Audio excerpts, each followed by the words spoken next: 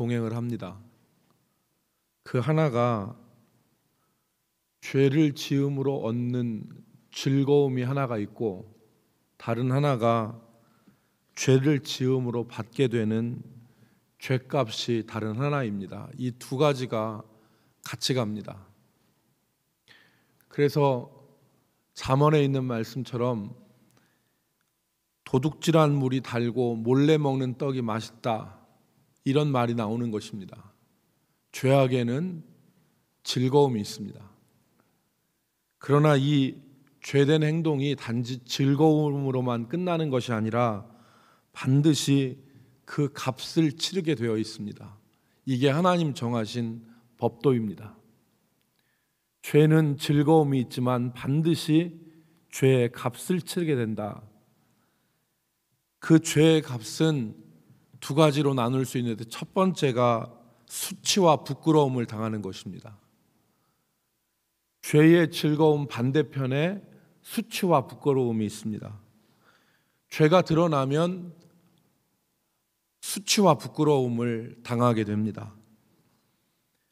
자신의 즐거움을 위해서 죄를 지으면 그 사람은 수치와 부끄러움을 당하게 되는데, 이전까지도 자랑스러웠던 얼굴이 죄로 인해서 수치와 부끄러움을 당하는 얼굴이 됩니다. 수치와 부끄러움을 우리는 보지요. 남의 있는 것 하나 도둑질해서 주머니에 넣어서 들통나면 수치와 부끄러움 당하게 됩니다.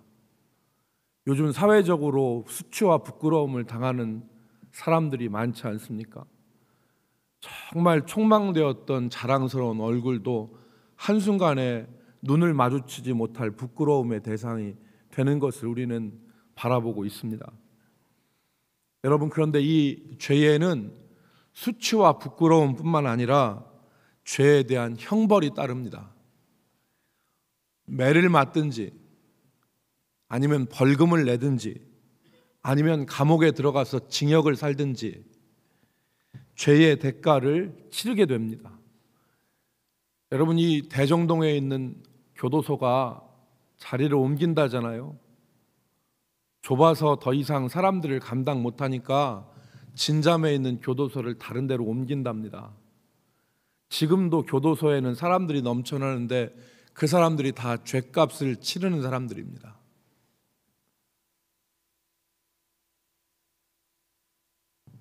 죄를 짓고도 수치와 부끄러움을 당하지 않는 경우가 있습니다. 그러나 그것은 영원히 드러나지 않는 게 아니에요. 일시 잠깐 덮어두고 드러나지 않는 것이죠. 공의의 관점에서 보면 여러분, 5살 먹은 3살 먹은 애들한테도 합리적으로 하지 않으면 그 아이들이 왜 불공평하게 대하느냐고 어른들한테 따집니다. 그런데 어떤 사람은 죄를 지음으로 말미암아서 수치와 부끄러움을 당하고 죄의 대가를 치렀는데, 어떤 사람은 그렇지 않는다면 이게 공의의 관점에서는 있을 수 없죠. 잠시 가려져 있는 것입니다. 여러분, 우리는, 제가 왜 이 말씀을 했냐면, 우리는 십자가에 달려 고난당하시고 죽으신 예수님을 믿는 사람들입니다.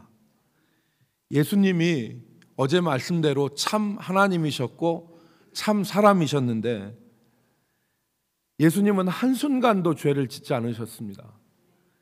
그런데 우리의 죄를 지시고 죽음을 당하셨어요. 이 죽음을 우리는 대속의 죽음이라 그럽니다. 우리 죄를 대신 지시고 당하신 죽음이다. 그래서 이사야 선지자가 그가 찔림은 우리의 허물 때문이고 그가 상함은 우리의 죄악 때문이라 그랬습니다. 주님이 상하고 찔린 것은 우리의 허물과 우리의 죄악 때문이다. 그래서 그가 징계를 받음으로 우리가 평화를 누리고 그가 채찍에 맞음으로 우리가 나음을 입었도다 그랬습니다. 주님의 이 죽으심은 대속의 죽음이죠.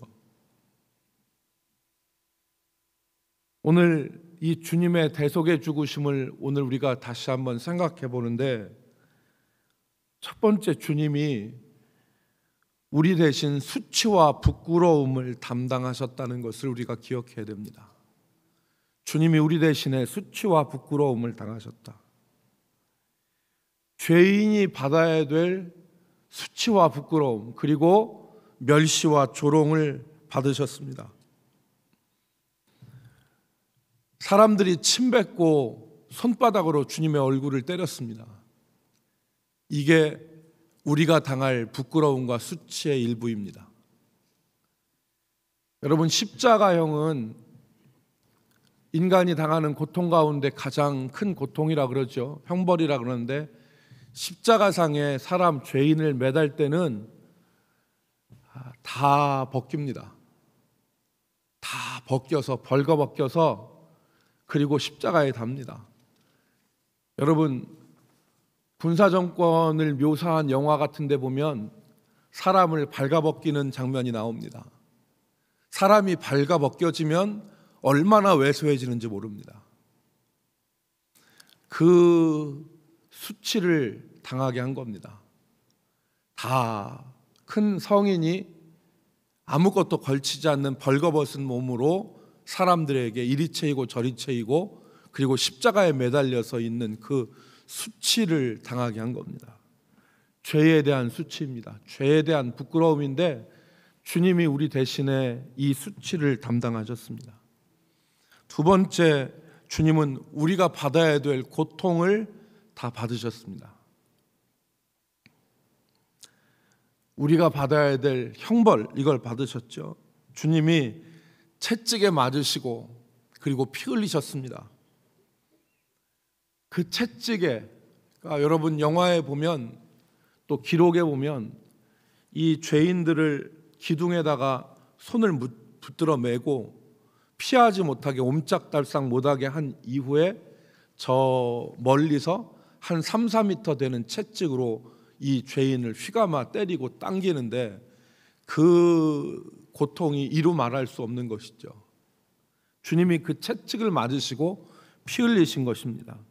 손에 발에 못이 박히시고 머리에 가시관을 쓰시고 옆구리에 창이 찔리셨습니다.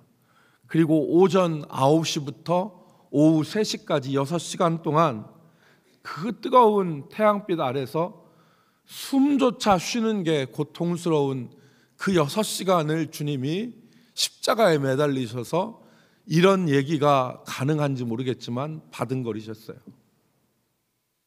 숨을 쉬는 것, 우리가 아플 때 이 숨 쉬는 것 자체가 고통이다 하는 때가, 느끼는 때가 있잖아요. 숨 쉬는 것 자체가 고통인 때가 있는데, 그걸 주님이 경험하셨다는 겁니다.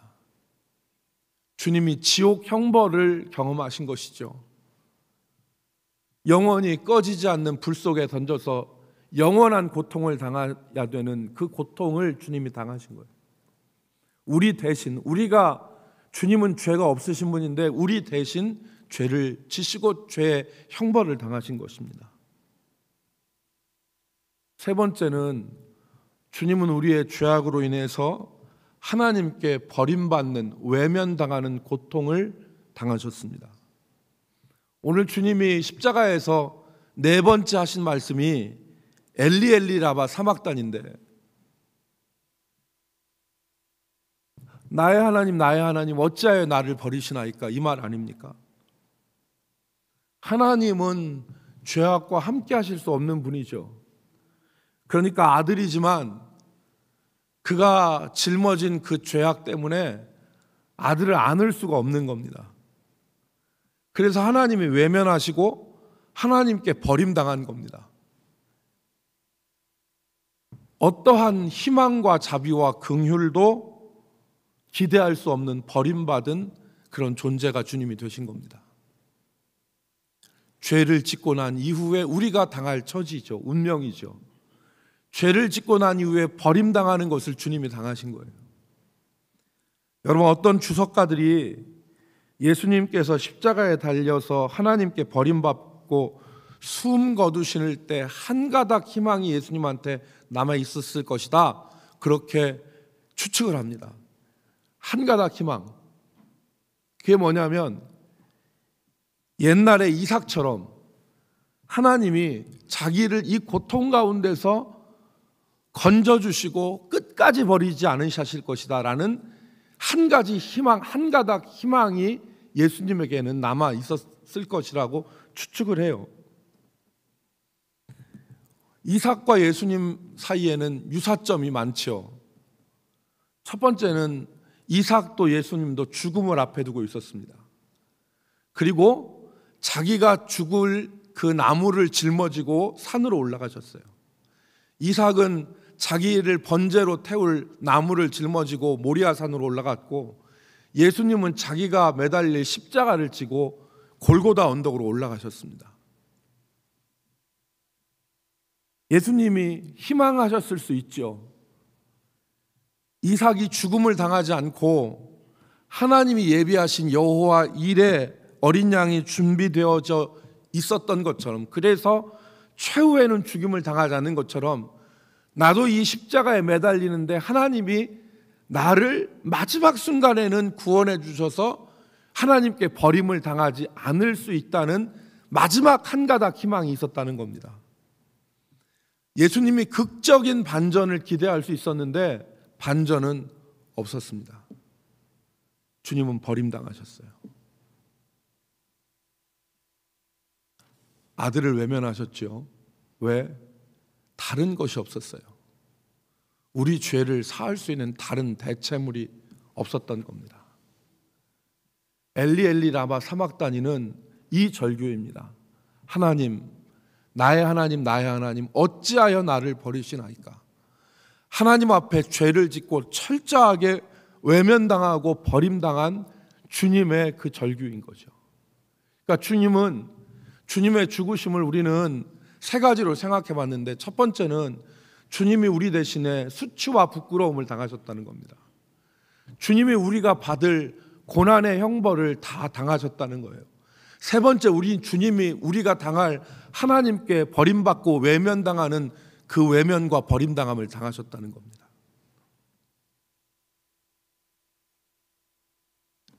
이거는 원망의 절규가 아니라 순종의 절규입니다. 왜? 요한복음 10장 18절 말씀에 보면 예수님이 자신의 죽음에 대해서 이렇게 말씀하셨어요. 이를 내게서 빼앗는 자가 있는 것이 아니라 내가 스스로 버리노라. 내가 버릴 권세도 있고 다시 얻을 권세도 있으니 이 계명은 내 아버지에게서 받았노라 하시니라.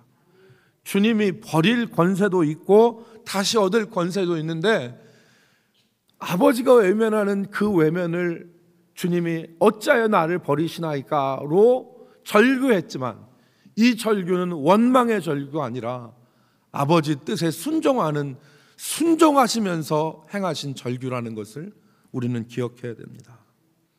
사랑하는 성도 여러분, 오늘 주님이 나를 대신해서 십자가를 지셨습니다. 그 십자가를 지신 것은 나 대신에 수치와 부끄러움을, 나 대신에 형벌을, 나 대신에 하나님께 버림당하고 외면당하는 이 철저한 고통을 다 당하신 거예요. 그래서 우리가 이제 내일 모레 살펴보겠지만 주님이 다 이루었다 말씀하셨는데, 이 다 이루었다는 말은 헬라어로 테텔레스타이란 말인데, 이 말은 완불했다는 말이에요. 완불. 초기에 계약금 걸고 중도금 걸고 잔금 치르면 집이 내 것이 되는 것처럼 그때의 상업적인 용어였습니다. 다 완불했다.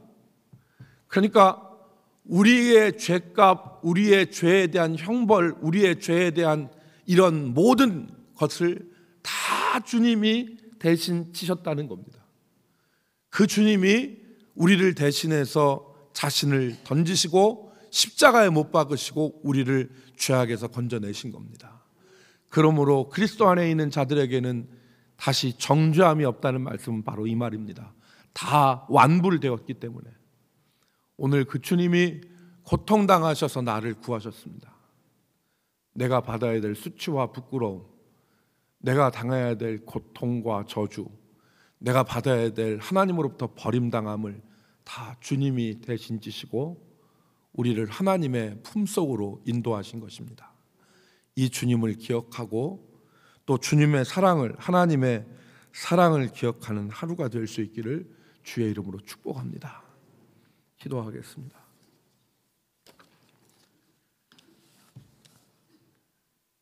하나님, 우리 주님이 나의 아버지 어찌하여 나를 버리시나이까 라고 절규하시면서 숨을 거두신 것을 오늘 우리가 말씀을 통해 보았는데, 철저한 고통 가운데서 나를 건지시고 구원하신 주님의 그 은혜를 기억하게 하여 주시옵소서. 아들을 외면하시면서까지도 우리를 구원하신 하나님의 그 크신 사랑을 기억하게 하여 주옵소서. 그래서 우리가 죄 가운데 더 살아가는 것이 아니라 하나님의 자녀로 믿음의 백성들로 살아갈 수 있도록 주께서 우리를 은혜로 붙들어 주옵소서. 예수님의 이름으로 기도 올리옵나이다. 아멘. 우리 찬송가 144장 찬송하시고 그리고 기도하며 돌아가겠습니다. 144장 찬송하겠습니다.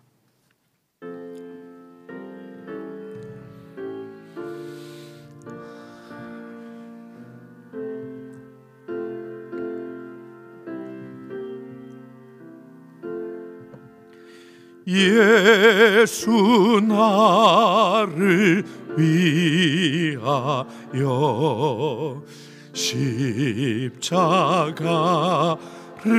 질 때 세상 죄를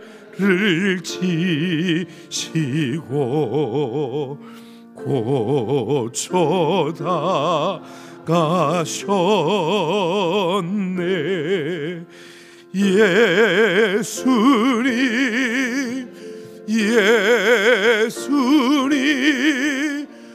나의 죄 위하여 보배 피를 흘리니 죄인 받으소서. 십자가를 지심은 무슨 죄가 있나. 저 무시한 사람들 메시아 죽였네. 예수님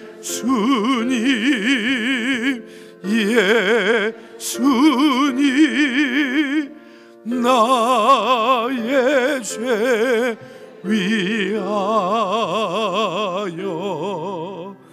보배 피를 흘리니 죄인 받으소서. 피와 같이 붉은 죄 없는 이가 없네. 십자가의 공로로 눈과 같이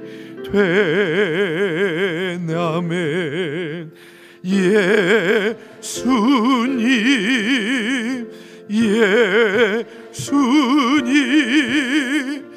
나의 죄 위하여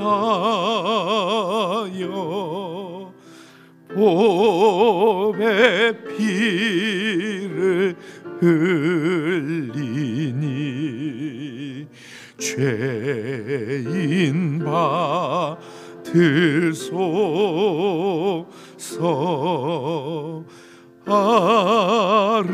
아름답다 예수여.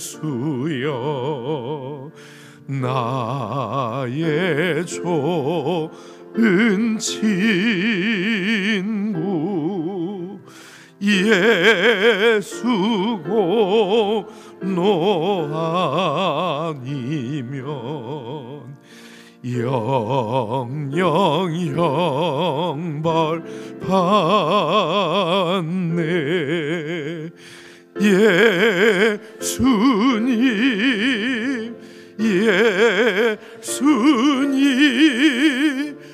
나의 죄 위하여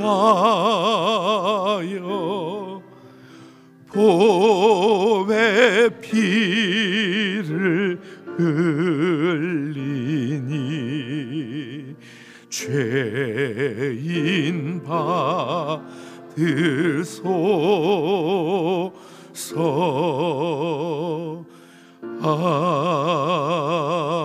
아멘. 우리 주의 성호 부르고 같이 기도하도록 하겠습니다. 다 함께 주의 성호 부릅시다. 주여. 아버지 하나님 감사합니다. 오늘도 하나님 기도하는 귀한 자리에 우리를 불러주시고 주님의 고난과 주님의 그 고통을 기억하게 하시고 다시금 십자가를 바라보며 믿음으로 기도할 수 있는 귀한 은혜를 베풀어 주심에 감사드립니다. 내가 받아야 될 수치와 조롱과 부끄러움, 내가 받아야 될 고통, 내가 받아야 될 하나님 없게 버림당하는 아버지 하나님 주님께서 다 대신 지시고 우리를 구원하셨는데 아버지 그 은혜를 기억하며 그 사랑으로 아버지 하나님을 깨닫는 오늘 아버지 저희 심령들 되게 하여 주옵소서. 오늘 이 새벽에 기도하는 주의 백성들마다 하나님의 사랑을 깊이 알게 하시고 주님의 고통과 고난을 기억하게 하시며 죄의 형벌이 있다는 것, 대가가 있다는 것을 기억하여 죄 짓는 것을 두려워하며 하나님 앞에 살아갈 수 있도록 주님의 아버지 하나님 이 시간 은혜를 베풀어 주시옵소서. 기도하는 하나님의 백성들마다 주님의 아버지 붙들어 주시고 은혜를 주셔서 오늘도 아버지 기도하는 귀한 은혜를 던지고